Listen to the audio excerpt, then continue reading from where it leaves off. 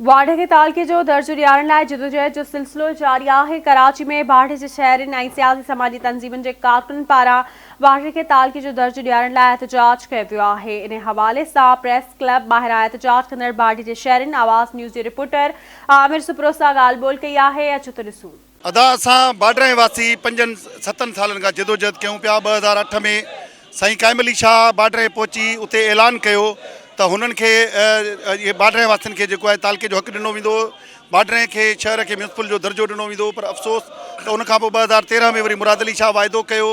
हाणे रिसेंटली बिलावल भुट्टो ज़रदारी हिदायतूं जारी कयूं। वज़ीर आला सिंध मूंसां पाण सां बि वाइदो कयो त असां इंशाअल्लाह जल्द बाडर जो नोटिफिकेशन जारी कंदासीं।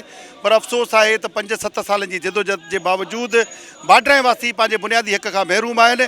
तालके जे दर्जे न हुजण जे करे बाडर जा जेके बुनियादी मसइला आहिनि उहे हल तलब आहिनि ऐं उहे हल न पिया थियनि, जंहिंजे करे अॼु शहरी कराची ताईं पहुता आहिनि ऐं सरापा एहतजाज आहिनि। असांजे जेके आहिनि गुज़िरियल 3.5 सालनि खां मुसलसल हर आचर ते बाडर में एहतजाज थींदा रहिया आहिनि। अॻु में कराची में बि एहतजाज, सॼी सिंध में असांजो जेके आहिनि एहतजाज थी चुको आहे। बाडर हिकु वॾी आबादी वारो शहर आहे, 14 वार्डनि ते मुश्तमिल आहे। टाउन जे इनखे दर्जो ॾिनो वियो आहे। असां चऊं था एॾी पसगिरदाई जी बाडर शहर जी आबादी पसगिरदाई आहे ऐं जेके आहिनि बाडर खे छो नज़रअंदाज़ कयो अथऊं, सियासी बुनियादनि ते वॾेरा जेके आहिनि नज़रअंदाज़ कयूं वेठा आहिनि।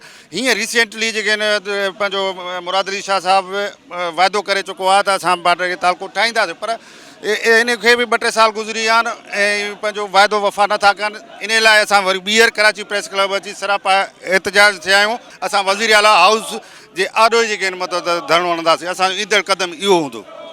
ऐं मां आसिफ अली ज़रदारी साहब खे अपील थो कयां ऐं बिलावल भुट्टो साहब खे अपील थो कयां, फरियाल टालपुर खे अपील थो कयां त बाडर खे तालको कयो वञे ऐं बाडर जे माण्हुनि जी मजबूरी ख़तमु कई वञे ऐं हो सरपाया एहतजाज आहिनि 4 सालनि खां वठी। इहे वॾेरा हुक्मरान कॾहिं कमु न ईंदव, इहो अवाम कमु ईंदो जंहिं अवाम वोट ॾेई करे इन्हनि खे हिते पहुचायो आहे। उनजे करे अवाम जी बेचैनी ख़तमु कई वञे। बाक़ी असांजी तालको बाडर असांखे खपे।